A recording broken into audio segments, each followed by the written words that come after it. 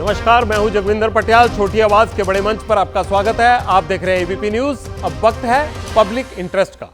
आज का पहला परीक्षण हाथरस वाले भोले बाबा की आजादी का होगा।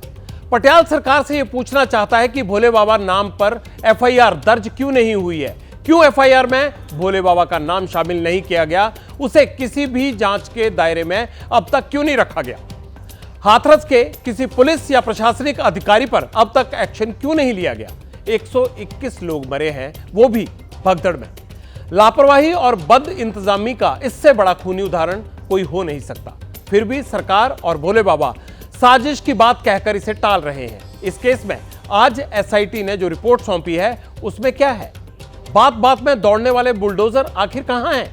121 भक्तों की मौत पर धीमी जांच के सभी कारणों का परीक्षण देखिए पटियाल के साथ। दूसरा परीक्षण नीट एग्जाम में फंसे कैंडिडेट्स के भविष्य का होगा। पब्लिक इंटरेस्ट की परीक्षण लिस्ट में नीट का मुद्दा लगातार 25 दिन भी आज शामिल है।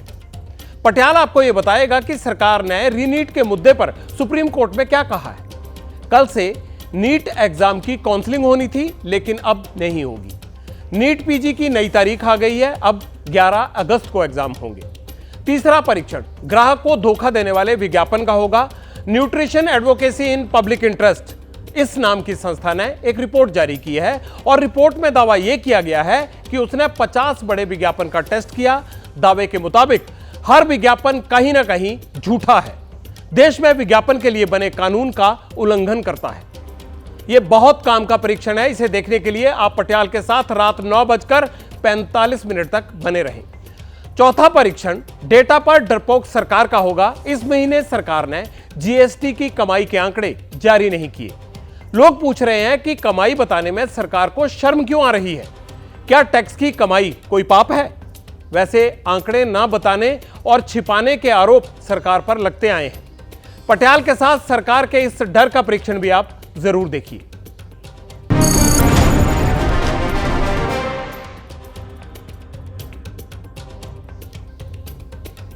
121 भक्तों की मौत का मुजरिम आखिर कौन है? 80 घंटे बीत जाने के बाद इस सवाल का जवाब नहीं मिला है। हाथरस भगदड़ की जांच के लिए बनी एसआईटी ने रिपोर्ट दे दी है। पुलिस ने भोले बाबा के 6 सेवादारों को अरेस्ट किया है। हाथरस सत्संग के मुख्य आयोजक मधुकर पर 1 लाख रुपए का इनाम घोषित किया गया है। भगदड़ की जांच के लिए बनी रिटायर्ड जज वाली कमेटी ने लखनऊ में अपनी पहली बैठक कर ली। राहुल गांधी आज पीड़ितों से मिल चुके हैं। भोले बाबा के वकील ने उनको बचाने के लिए मोर्चा संभाल लिया है। लेकिन जो सबसे बड़ी और जरूरी चीज है वो अब तक नहीं हुई है। पुलिस के हाथ भोले बाबा से दूर क्यों हैं? भोले बाबा के खिलाफ अंधविश्वास रोकने का कानून चुप क्यों है? आयोजकों और सेवादारों पर क्यों ठहर गई है सरकार की जांच? 121 मौतों के बावजूद बुलडोजर कहां गायब है? वो दस्ता कहां निकल गया जो जगह जगह दौड़ पड़ता था? केंद्र सरकार देश में भगदड़ के निर्णायक समाधान की ओर बढ़ती क्यों नहीं दिख रही है?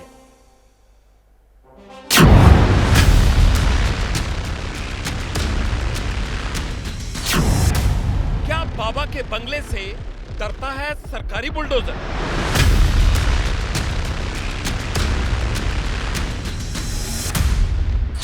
$80,000 की परमिशन और 2.5 लाख का सब खर्च, फिर भी बाबा निर्दोष। भगदड़ को न रोक पाने वाली पुलिस और प्रशासन के अधिकारियों पर एक्शन क्यों नहीं?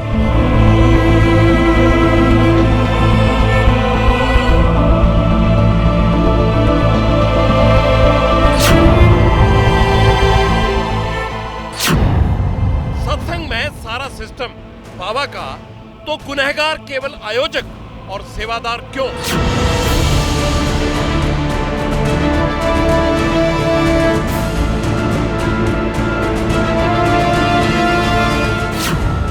बाबा गेस्ट नहीं था, उसने भक्तों की बुकिंग पर सत्संग आयोजित किया था। फिर भी उसका नाम एफआईआर में क्यों नहीं?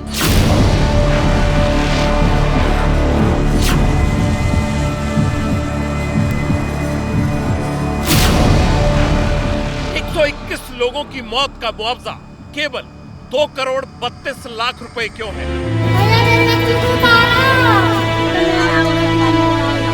ऐसे नहीं होगा। के वोट बैंक और पॉलिटिकल रैकेट से डरती है सरकार।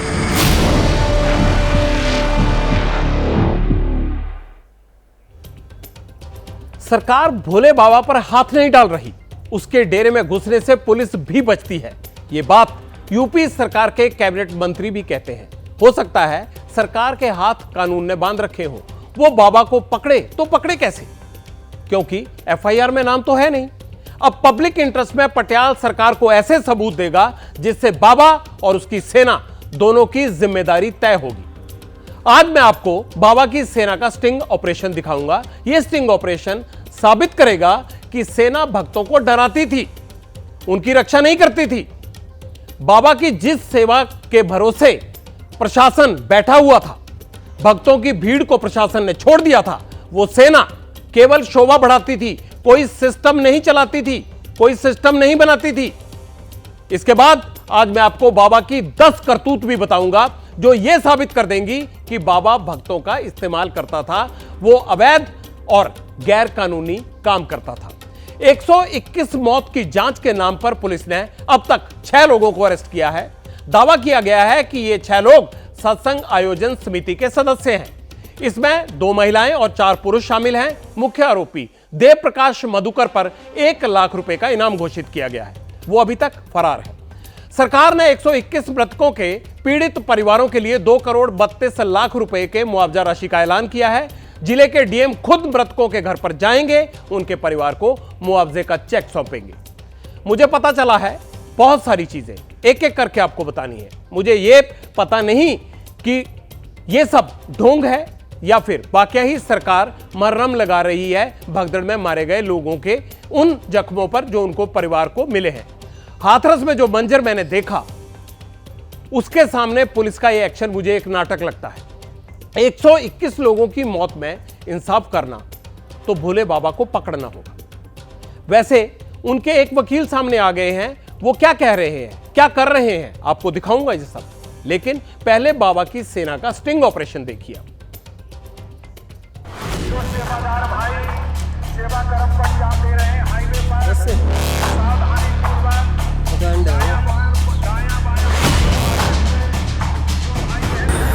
अरे वीडियो बंद कर ले भाई। तल्ले यार, नीचे तल्ले यार।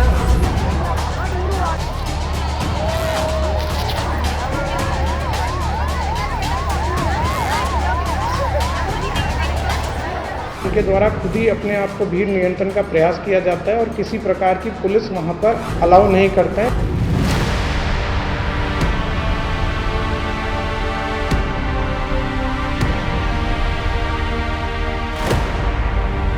ये कार्रवाई प्रारंभ की तो इनमें ज्यादातर सेवादार वहां से भाग गए।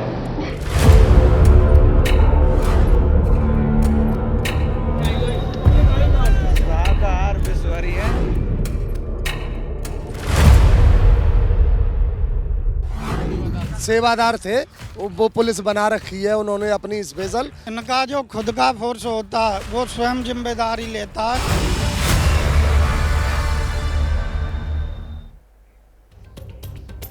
जब मैं हाथरस गया तो वहां लोगों ने बताया कि बाबा के पास प्राइवेट आर्मी है। प्राइवेट आर्मी के कई विंग हैं, महिला और पुरुष के लिए अलग अलग सेना है। बाबा की सेना ही उसकी सुरक्षा करती है और सिस्टम भी उसी का चलता है। वहां बाबा इसी सेना पर विश्वास करता है। अपने आयोजन में वो पुलिस को नो एंट्री का बोर्ड दिखा देता है। हाथरस में घूमकर यह भी पता चला कि पुलिस और प्रशासन बाबा की तानाशाही के सामने हाथ जोड़ लेते हैं। बाबा की जिस सेना के सामने सब सरेंडर हैं, वो सेना कैसे तानाशाही करती है उसका खुफिया वीडियो देखिए आप। देखो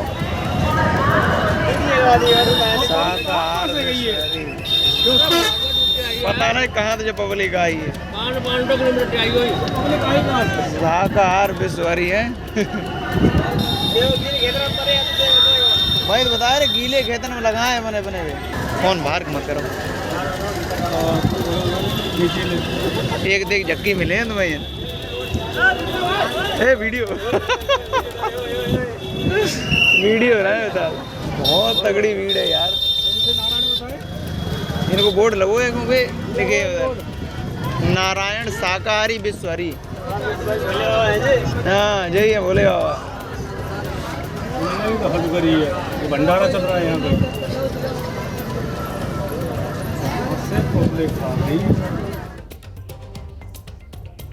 भोले बाबा की सेना भक्तों की भीड़ पर नियंत्रण नहीं करती थी। वो तो ये देखती थी कि कोई भक्त बाबा की सभा में फोन से वीडियो तो नहीं बना रहा। ये सुरक्षा और सिस्टम के लिए नहीं, सेंसर बोर्ड वाली सेना है। ये लाइन में खड़े होकर सिस्टम नहीं बनाती, झुंड में खड़े होकर डर का माहौल बनाती है। 2 जुलाई को जिस सत्संग में 121 लोगों की मौत हुई, उस आयोजन की इंटरनल से लेकर एक्सटर्नल सिक्योरिटी तक यही सेना संभाल रही थी। ये कैसे काम करते हैं, अब जरा उसको समझ लीजिए। जिस इलाके में बाबा सत्संग करता है, वहां वर्दी पहनकर ये लोग पहले ही पहुंच जाते हैं और शुरुआत करते हैं ट्रैफिक मैनेजमेंट से।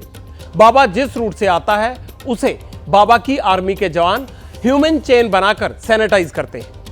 कार्यक्रम में आने वाली भीड़ को पंडाल तक लाने और उसे पंडाल में बिठाने और कंट्रोल करने का काम भी इसी सेना के जिम्मे होता है।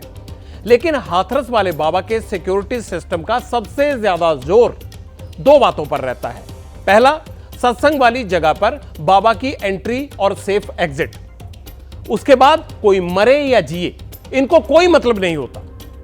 मुझे हाथरस में यह भी बताया गया कि बाबा के आयोजन से पहले हादसे कई होते रहे हैं। उनके यहां पर ऐसी चीजें चलती रहती हैं, लेकिन क्योंकि किसी की जान नहीं जाती थी, इसलिए बात दब जाती थी।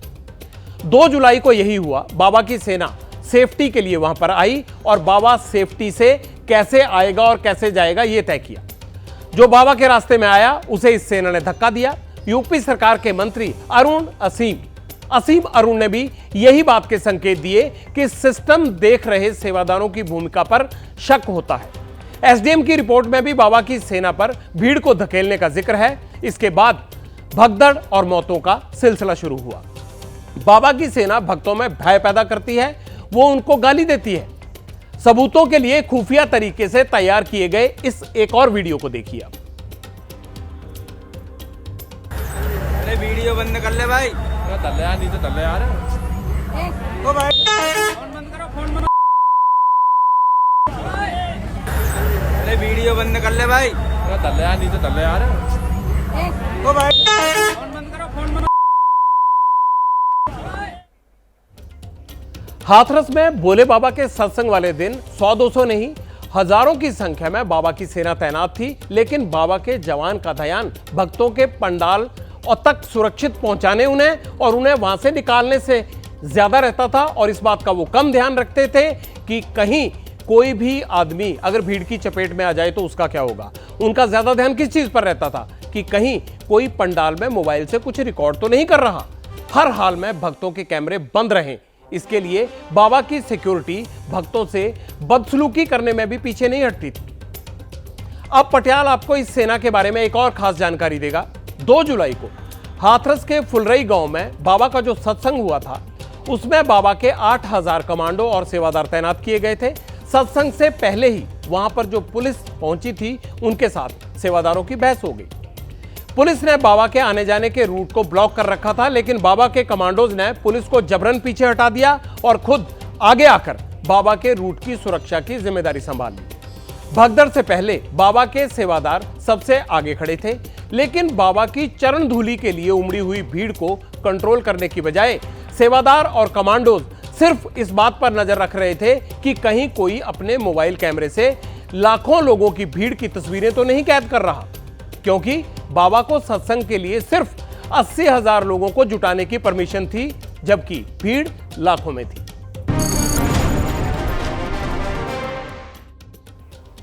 बाबा की प्राइवेट आर्मी का धोखा आपने देखा। अब बाबा की 10 करतूत से पर्दा उठाएंगे। इसके 2 मकसद हैं। पहला, सरकार को यह बताना कि वो जिस बाबा के गिरेबान तक हाथ नहीं डाल रही है, वो कोई दूध का धुला नहीं है। उसके दामन पर 121 मौतों के दाग हैं। और दूसरा मकसद, जांच आयोग या फिर जांच एजेंसी को ऐसे सबूत मिल सकें जो बाबा को कानून के कटघरे में खड़ा कर सकें। यह सारी करतूत पब्लिक डोमेन में है, सरकार के लोग ही बता रहे हैं, लेकिन मान नहीं रहे। इसीलिए मैंने इन सबूतों को इकट्ठा करके सबके सामने रख दिया है। बाबा की पहली करतूत देखिए।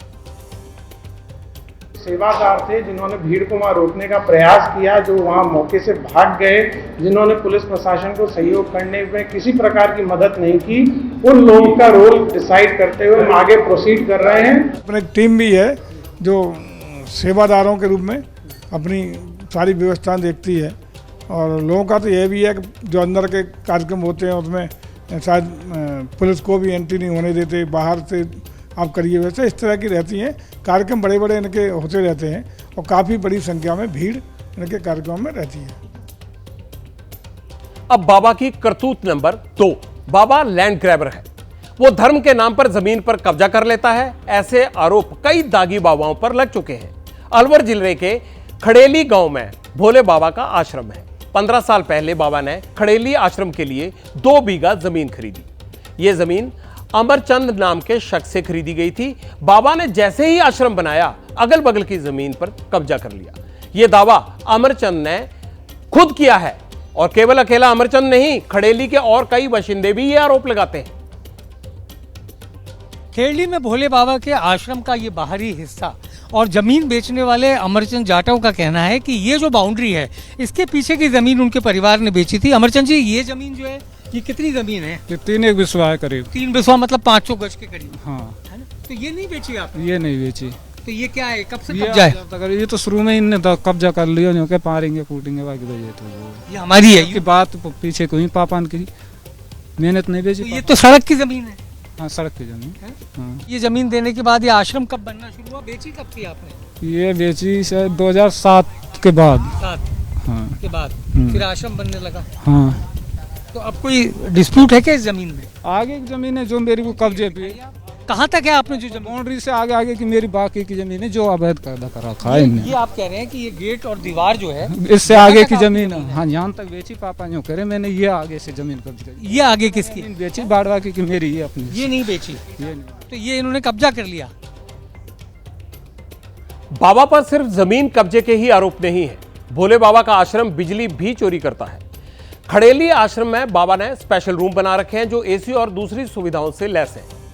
दावा है कि बाबा खड़ेली आश्रम के लिए बिजली चोरी करता है। आरोप लगे तो बिजली विभाग ने बिजली काट दी, फिर भी बाबा की बिजली चोरी की लत छूटी नहीं। आश्रम के लिए कैसे बिजली चोरी होती है, इसकी पूरी कहानी उसी लाइनमैन से ऑन कैमरा सुनिए आप, जिसने आश्रम में बाबा की बिजली चोरी पकड़ी। ऑलरेडी कनेक्शन हुआ है और आश्रम का लोड काफी सारा है, तो डग्गा भी लगा लेते हैं अवैध रूप से। ये आपने लगाया है? नहीं, मैं नहीं लगाता। कितनी चोरी होती होगी इससे बिजली?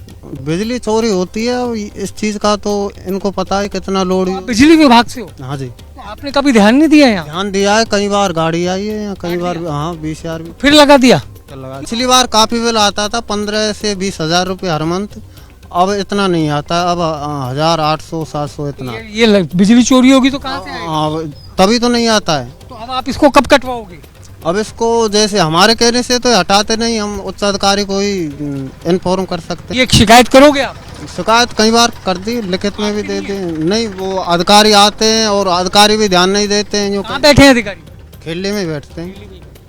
तो वीरेंद्र बता रहे हैं कि इस वक्त भी आप देख सकते हैं कि यहाँ पर एक जो पतला तार है, एक तो मोटा तार है जो मीटर से लीगल कनेक्शन है, इसके अलावा एक पतला तार जो काले रंग का, जिसका एक हिस्सा ऊपर लकड़ी पे बंधा है और नीचे की तरफ ये इलीगल वायर है, जिसको कहा जाता है कि इस तरीके से डालकर और सीधे जो पोल है उससे जो बिजली जाती है उसको यहाँ पर चुराया जाता है।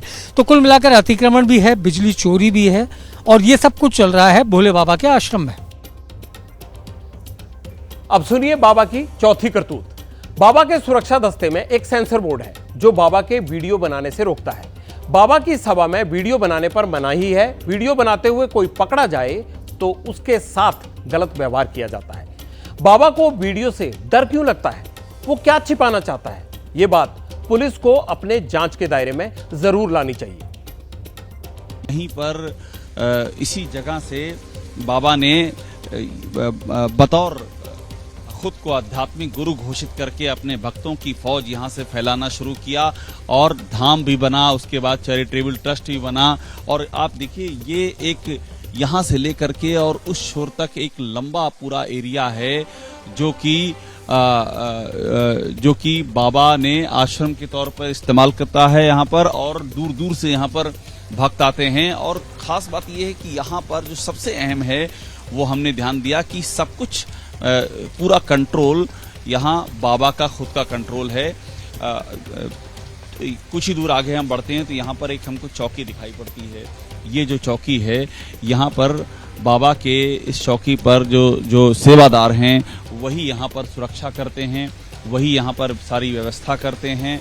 सारा जिम्मा उनका ही है। सामने की ओर ये जो मेन बड़ा सा गेट लगा हुआ, ये एक द्वार बना हुआ है। ये जो सामने आप द्वार देख रहे हैं, ये द्वार बाबा के आश्रम की सीमा रेखा की शुरुआत है। और यहाँ भी बाबा का कानून चलता है। कानून इस तरह चलता है कि कोई वीडियोग्राफी भी नहीं कर सकता है। यहाँ पर लिखा है वीडियो कॉल भी नहीं कर सकता। देखिए, फोटो खींचना, वीडियो बनाना और यहाँ तक कि वीडियो कॉल करना भी मना है। ये बाबा का जिसे कह सकते हैं कि जो रहस्य लोक है उसका एक यहाँ पर परिचय यहाँ से स्थापित होता है। इस बीच एक बड़ी खबर आ रही है। कल हाथरस जाएगा न्यायिक आयोग। लखनऊ के विकास भवन में आयोग को मिला कार्यकाल और इस कार्यालय में हाथरस में ही बनेगा एक कैंप कार्यालय। रिटायर्ड जस्टिस ब्रिजेश श्रीवास्तव की अध्यक्षता में हाथरस हादसे की जांच करेगा न्यायिक आयोग। और इस आयोग ने यह फैसला किया है आज की पहली मीटिंग के बाद कि कल हाथरस जाएंगे और उनकी जांच शुरू हो जाएगी। बाबा की अब हम आपको दिखा रहे थे करतूतें, उसमें 5वीं करतूत का जिक्र करते हैं। यूपी सरकार के एक मंत्री बता रहे हैं बाबा गरीब और बेचारे लोगों को अपने जाल में फंसाता है, उनके दम पर तानाशाही करता है, वो सबसे बात करता है लेकिन उससे कोई बात नहीं कर सकता। ये मुझे लगता है कहीं कर्मचारी थे, अपनी नौकरी से हट गए या हटा दिए गए, उसके बाद तब से ये अपने को एक पहुँचे हुए संत के रूप में, परमात्मा से साक्षात किए हुए संत के रूप में प्रस्तुत करते हैं। और ख़ासकर जो दबा कुचला शोषित गांव का व्यक्ति है वो इनसे प्रभावित है और अपने कार्यक्रम, बड़े बड़े कार्यक्रम होते रहते हैं। न कि अपने एक टीम भी है जो सेवादारों के रूप में अपनी सारी व्यवस्था देखती है। और लोगों का तो यह भी है कि जो अंदर के कार्यक्रम होते हैं उसमें शायद पुलिस को भी एंट्री नहीं होने देते, बाहर से आप करिए, वैसे इस तरह की रहती हैं। कार्यक्रम बड़े बड़े इनके होते रहते हैं और काफ़ी बड़ी संख्या में भीड़ इनके कार्यक्रम में रहती है। बाबा की छठी करतूत बाबा के चरणों की धूल और चमत्कारी प्रसाद है।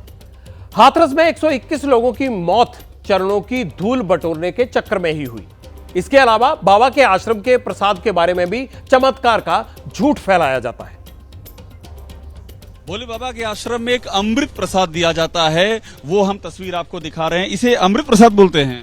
हाँ जी, हाँ जी, हाँ जी, हाँ जी। कैसे बनाते हैं इसको? अरे इसमें कई जड़ी बूटियां बनी हुई हैं। अच्छा। हाँ, इसे पीने से स्वस्थ रहते हैं परमात्मा की रहमत। ये अमृत पेय बोलते हैं इसको? जी जी जी, अमृत पेय। हाँ, नहीं, अमृत प्रसाद बोलते हैं। प्रसाद इसमें क्या क्या डालते हैं? इसमें नींब, गिलो, इसको बोलते हैं, देखो, गिलो, अदरक, नींबू और काली मिर्च, चाय की पत्ती, लौंगे, सफ़ेद इलायची और तुलसी के पत्ते और तेजपात के पत्ते और पीपल, ये 12 चीजें पड़ती हैं। आश्रम में जो आता है सबको मिलता है ये? जी जी, दोनों टाइम मिलता है? सबको नहीं मिलता है, जो रहते हैं महापुरुष उनके लिए ही बनाते हैं। थोड़ा रहते हैं उनको आप लोग महापुरुष कहते हैं? हाँ जी, महापुरुष रहते हैं महापुरुष। हाँ जी जी। बाबा को क्या मानते हैं? भगवान? वो परमात्मा है। बाबा परमात्मा और जो रहते हैं वो महापुरुष? जी जी। और ये है अमृत प्रसाद? अमृत प्रसाद।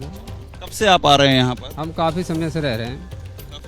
रह रहे हैं। ये बताइए कि आपकी तो बाबा में आस्था होगी ना, आप उनको भगवान मानते हैं? बिल्कुल सब भगवान है। ये सवाल उठ रहा है कि बाबा सामने नहीं आ रहे हैं 16 लोगों की मौत। ये तो कैसे कहते हैं, अब देख सकते हैं कहाँ पे हैं। परमात्मा, भगवान की लीला थी जो मौत हुई है। लीला तो परमात्मा की हर समय चलती रहती है। ये भी लीला थी? बिल्कुल, लीला हर समय चलती रहती है। बाबा के कासगंज में बहादुर नगर आश्रम के बारे में दावा यह भी किया जाता है कि वहां चमत्कार करने वाला पानी निकलता है। यह बाबा की 7वीं करतूत है। अंधविश्वास फैलाना गैर कानूनी है। इसी आरोप में बाबा एक बार जेल की हवा भी खा चुका है। सबसे बड़ी बात यहाँ की जो है ये करिश्माई नल बताया जाता है। मैं अपने कैमरा पर्सन से कहूँगा दिखाएंगे। भक्तों का विश्वास है कि इस नल से निकलने वाला पानी जो है वो इनके लिए पूरा जीवनदायिनी जल है। इनकी बहुत सारी बीमारियां सही होती हैं और भूत प्रेत की व्याधा जो है वो भी सही होती है, ऐसा यहाँ के भक्तों का मानना है, यहाँ के सेवादारों का, यहाँ के अनुयायियों का। इसकी विशेषता यही है, जो यहाँ आता है ये पानी पीता है वो सही हो जाता है। सही हो जाता है। हाँ। क्या क्या बीमारियां सही होती हैं, क्या फायदे होते हैं? जी जी आप बताइए।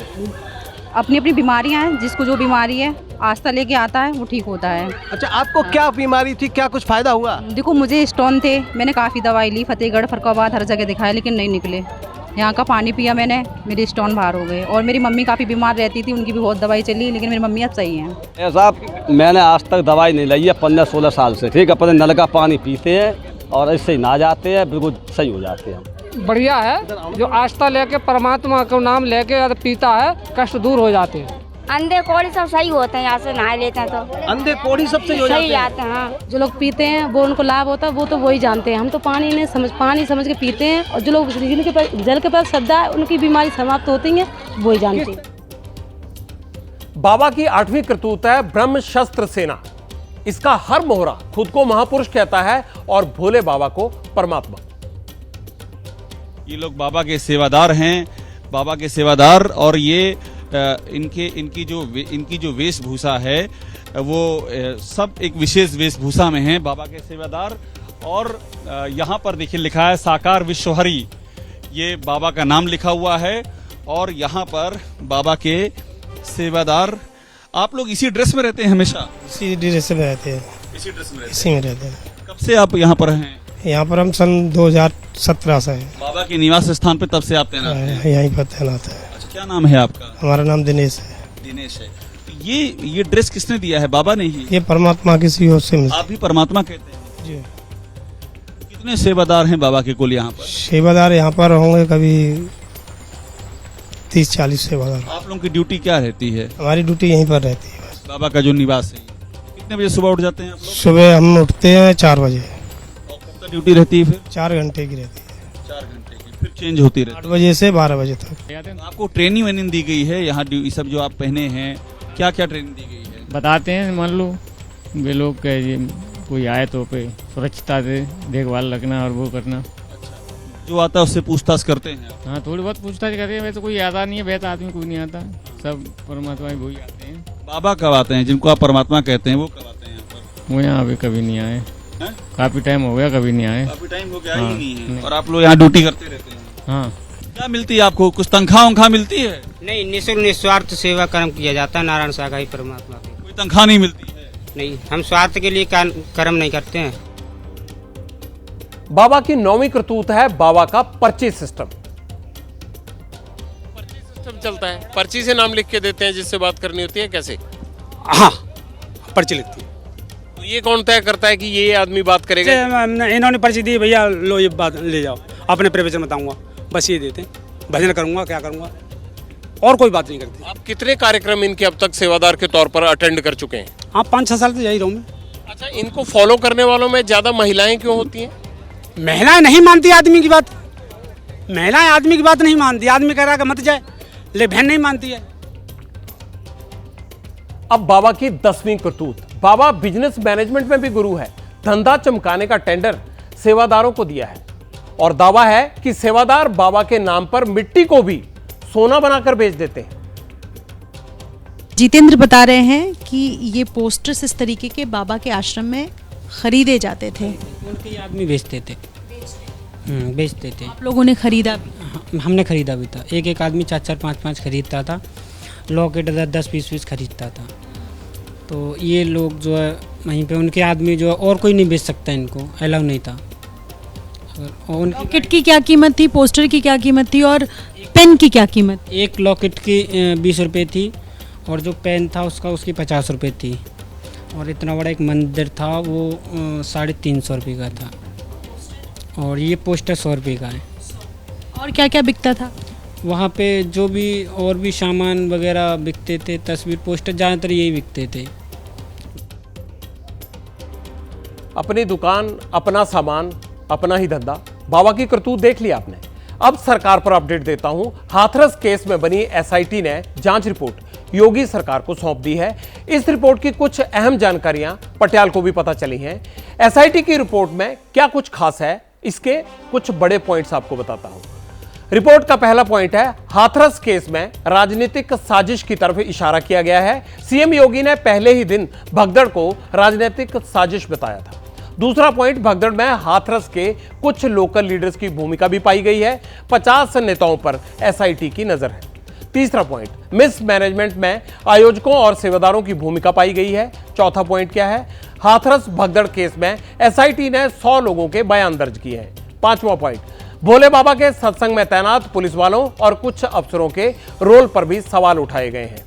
एक और बड़ा डेवलपमेंट हुआ है और वो ये है कि गिरफ्तार किए गए 6 सेवादारों से पूछताछ की गई है और उन्होंने कई राज इस पूछताछ में खोले हैं।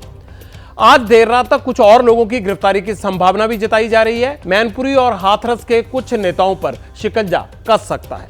पुलिस और प्रशासन हाथरस केस की मिनट मिनट की जानकारी और उसकी पूरी report chief minister Yogi Adityanath को दे रहे हैं। अब पटियाल दुख में भेदभाव की राजनीति का परीक्षण करेगा। इसकी वजह है राहुल गांधी का हाथरस और अलीगढ़ का दौरा। आज पीड़ितों से मिलने के लिए राहुल गांधी उनके घर पर पहुंचे। सबसे पहले वो उन पीड़ितों से मिले जो हाथरस में रहते हैं, उनका हालचाल जाना। इसके बाद राहुल गांधी अलीगढ़ गए। यहां काजल नाम की उस पीड़ित से मिले जिसके पिता और भाई की इस भगदड़ में मौत हो गई थी। राहुल ने पीड़ित परिवारों को यह भरोसा दिलाया है कि वो उनके लिए इंसाफ की लड़ाई लड़ेंगे, संसद में हाथरस मुद्दे को उठाएंगे, पीड़ितों को उचित मुआवजा भी दिलवाएंगे। इधर दिल्ली में बीजेपी ने राहुल पर आरोप लगाया कि वो खुद इस दुख में शामिल होकर दुख में भेदभाव की राजनीति करने की कोशिश कर रहे हैं। बीजेपी की सरकारों में ट्रेजेडी होती है तो मुद्दा बनाते हैं राहुल गांधी और अपनी सरकारों की गलतियों पर उनका गला सूख जाता है। प्रशासन की कमी तो है जी, और गलतियां तो हुई हैं, तो ये पता लगाना चाहिए, कॉम्पनसेशन सही मिलना चाहिए, क्योंकि ये गरीब परिवार है।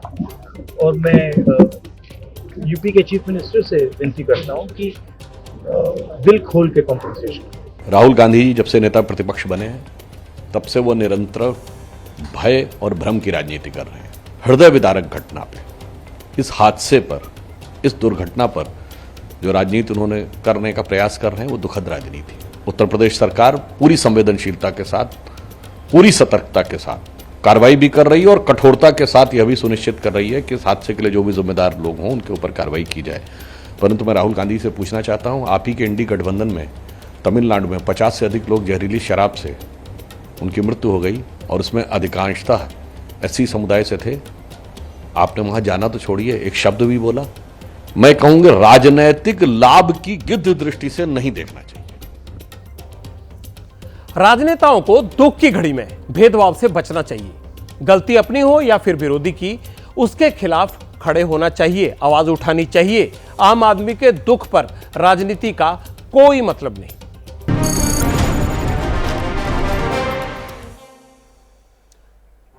अब पटियाल नीट एग्जाम का परीक्षण करेगा। पब्लिक इंटरेस्ट में नीट कवरेज का आज 25वां दिन है। पटियाल बिना रुके, बिना थके, बिना डरे नीट मामले में आपको पल पल की जानकारी दे रहा है। आज नीट मामले में 2 बड़े अपडेट्स हैं। पहला क्या है, नीट अंडर ग्रेजुएट पर सरकार ने सुप्रीम कोर्ट में हल्फनामा दायर किया है। और दूसरा अपडेट, सूत्रों के मुताबिक 6 जुलाई यानी कल से होने वाली नीट यूजी की काउंसलिंग डेट आगे बढ़ेगी। अब आपको पहले अपडेट की विस्तृत जानकारी देता हूं। नीट का एग्जाम फिर से कराने के लिए सुप्रीम कोर्ट में दायर हुई एक याचिका के जवाब में आज केंद्र सरकार ने अपना हल्फनामा जमा करवाया है। सरकार ने कहा है कि कई राज्यों में पेपर लीक हुआ है, यह माना है। सीबीआई इस मामले की जांच कर रही है, यह भी बताया गया है। कई गिरफ्तारियां हुई हैं, यह जानकारी भी दी है। पेपर लीक कराने वाले गिरोह और सरगना की तलाश हो रही है, यह भी बताया है। पेपर लीक की जानकारी मिलते ही सरकार ने कदम उठाए हैं, लेकिन यह गड़बड़ बड़े पैमाने पर नहीं है, यह केंद्र ने कहा है। पूरे देश में यह नहीं हुआ है, इसीलिए परीक्षा रद्द करवाना या दोबारा करवाना सही नहीं होगा। यह होनहार कैंडिडेट्स के साथ धोखा होगा। सरकार जांच में मिले हर सुराग और दावे की गंभीरता से जांच कर रही है। अब दूसरा अपडेट, यह भी बहुत महत्वपूर्ण जानकारी है, इसे ध्यान से सुनिए। नीट यूजी पर कल से शुरू होने वाली काउंसलिंग अब नहीं होगी। यह जानकारी पब्लिक इंटरेस्ट में मेडिकल काउंसलिंग कमेटी पर दिए गए टोल फ्री नंबर पर कॉल करने के बाद हमें मिली है। यहां यह भी बताया गया है कि जब भी तारीख तय होगी उसके बारे में सबसे पहले एमसीसी की वेबसाइट पर बता दिया जाएगा। एक और अपडेट आपको दे दूं कि नीट पीजी की नई तारीख भी आ गई है। 11 अगस्त को यह एग्जाम होगा और सीयूईटी यूजी रिजल्ट का तो फिलहाल कोई पता नहीं है, वो भी एनटीए को ही डिक्लेयर करना है, लेकिन फिलहाल उसका कोई नाम नहीं ले रहा। अब हर निगाह सुप्रीम कोर्ट पर लगी हुई है। क्यों, क्या वजह है इसकी? क्योंकि 8 जुलाई को नीट मुद्दे पर सुनवाई होगी।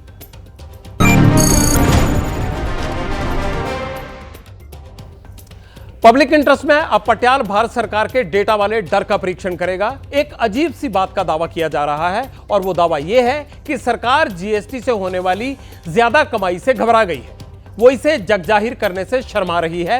मोदी सरकार ने 7 साल पहले 1 जुलाई 2017 को देश में जीएसटी कानून लागू किया था। तभी से लगातार केंद्र सरकार हर महीने की पहली तारीख को देश के सामने जीएसटी से हुई कमाई का हिसाब रखती थी, इसे अपनी कामयाबी बताती थी। कोरोना के दौरान सरकार ने जीएसटी को आर्थिक मजबूती का पोस्टर बनाया था, लेकिन अब सरकार की तरफ से जून के महीने में जीएसटी कलेक्शन का डेटा जारी नहीं किया गया है। आप जो तस्वीर देख रहे हैं वो जीएसटी काउंसिल ऑफ इंडिया के ऑफिशियल वेबसाइट की है। इसमें आप साफ साफ देख पा रहे होंगे कि जनवरी 2024 से लेकर मई 2024 तक सरकार ने जीएसटी कलेक्शन का डेटा रिलीज किया है, लेकिन 1 जुलाई को सरकार ने जून में जीएसटी से हुई कमाई का हिसाब किताब जारी नहीं किया है। अप्रैल में केंद्र सरकार का जीएसटी कलेक्शन 2,10,000 करोड़ रुपए था, जो पिछले साल अप्रैल महीने में हुए कलेक्शन से 12.40% ज्यादा था। इसी तरह 1 जून को सरकार ने मई में हुई जीएसटी से कमाई के आंकड़े जारी किए थे। मई 2024 में जीएसटी से सरकार के खजाने में 1,73,000 करोड़ रुपए जमा हुए, जो पिछले साल से 10% ज्यादा है। लेकिन केंद्र सरकार ने 1 जुलाई को जीएसटी काउंसिल की वेबसाइट पर जून महीने का जीएसटी कलेक्शन जारी नहीं किया। बताया यह जा रहा है कि जून 2024 में 1,74,000 करोड़ रुपए का जीएसटी कलेक्शन हुआ है। पटियाल के मन में सवाल यह है कि सरकार देश के सामने जीएसटी डेटा रिलीज करने से क्यों डर रही है? जीएसटी से खजाना भरना सरकार के लिए तो बहुत अच्छी खबर है, तो सरकार अपनी कमाई बढ़ने की खबर बताने से क्यों बच रही है? इसकी भी हमने जगह और वजह खोजने की कोशिश की। देश की सरकार कितना कमाती है, उसका सोर्स ऑफ इनकम क्या है, कमाई का पैसा सरकार कहां-कहां खर्च कर रही है, कितना खर्च करती है, सरकार के कामकाज से जुड़ी ऐसी तमाम जानकारियां जनता के बीच रखी भी जाती है। इससे जनता के मन में सरकार के प्रति भरोसा बढ़ता है। तो जीएसटी कलेक्शन की मंथली रिपोर्ट अचानक क्यों रुक गई? क्या सरकार देश से कुछ छिपाना चाहती है? क्या ज्यादा जीएसटी कलेक्शन होने पर पब्लिक सरकार से नाराज हो जाएगी? क्या ज्यादा कमाई के आंकड़े देखकर विरोधी सरकार पर जीएसटी की दर घटाने का दबाव बनाने लगेंगे? ये सवाल इसलिए भी उठ रहे हैं क्योंकि इससे सरकार की तिजोरी भर रही है, लेकिन कुछ लोगों का दावा है कि उनकी तिजोरी पर बोझ बढ़ रहा है। एक संस्था की रिपोर्ट के मुताबिक 2021-22 में मोदी सरकार को जीएसटी से 14,83,000 करोड़ रुपए की कमाई हुई। इस कमाई का 64% हिस्सा छोटे टैक्स पेयर से आया। यह कुल जीएसटी देने वालों का 50% है। बाकी बचे हुए 50% में से 40% मिडिल क्लास के लोग हैं। जीएसटी पूल में उनकी हिस्सेदारी 33% है, लेकिन 14 लाख करोड़ जीएसटी में देश के 10% धन कुबेरों की हिस्सेदारी कितनी है, यह जानने के लिए बताना जरूरी है कि उन धन कुबेरों की हिस्सेदारी सिर्फ 3% बताई गई है। अब इसे इस तरह से समझिए कि सरकार ने 100 रुपए जीएसटी कलेक्शन किया तो उसमें देश के अमीरों ने सिर्फ 3 रुपए दिए, जबकि 64 रुपए छोटे टैक्स पेयर ने दिए और 33 रुपए अन्य लोगों के पास से सरकार के पास आए। अब यह समझिए कि छोटे और मझोले जीएसटी देने वालों को सरकार से बहुत उम्मीदें हैं, लेकिन सरकार उम्मीद पर खरी नहीं उतर रही है। ऐसे में अगर इस टैक्स ग्रुप को यह पता चलता है कि सरकार उनके टैक्स से कमा रही है और उनकी मांगे पूरी नहीं कर रही है, तो पब्लिक नाराज हो सकती है और इससे राजनीति में अमीरों की सरकार का जुमला बहुत हिट हो जाएगा। तो क्या सरकार इसीलिए जीएसटी के आंकड़े छिपा रही है? इस मुद्दे पर और क्लैरिटी के लिए पटियाल ने राष्ट्रीय सांख्यिकी आयोग के पूर्व चेयरमैन से बात की। आप भी सुनिए उन्होंने क्या बताया। देखिए, ये जीएसटी डेटा तो काफ़ी एप्लीकेशन में बहुत ज़रूरी है और ये डेटा रिलीज ना करने से बहुत लोगों को दिक्कतें होंगी, डिसीजन मेकिंग में असर पड़ेगा। तो मेरे ख्याल से जीएसटी डेटा को दबाए रखना उचित नहीं होगा। अगर कुछ छुपाने वाली बात हो उस पर मैं कोई टिप्पणी नहीं कर सकता हूँ, पर ये टैक्स डेटा है, किसने टैक्स दिया, कहाँ दिया, किस लिए दिया। अब ये डेटा को रिलीज करने में क्या दिक्कत हो सकती है, मुझे तो समझ नहीं आ रहा है।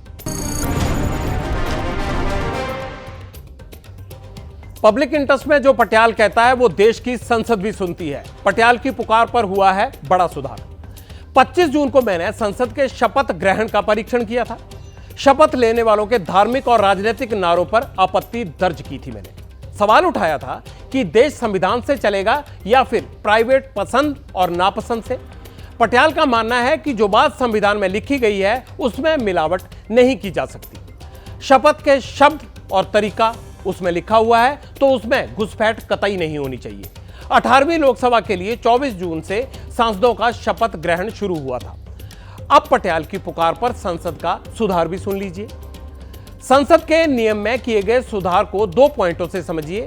नंबर 1, अब सांसद केवल शपथ में लिखे गए शब्द दोहराएंगे और अपने साइन करेंगे। और नंबर 2, शपथ से पहले या उसके बाद ना किसी मुद्दे पर टिप्पणी करेंगे और ना ही कोई नारा लगाएंगे। पब्लिक इंटरेस्ट में इस सुधार के लिए संसद का धन्यवाद।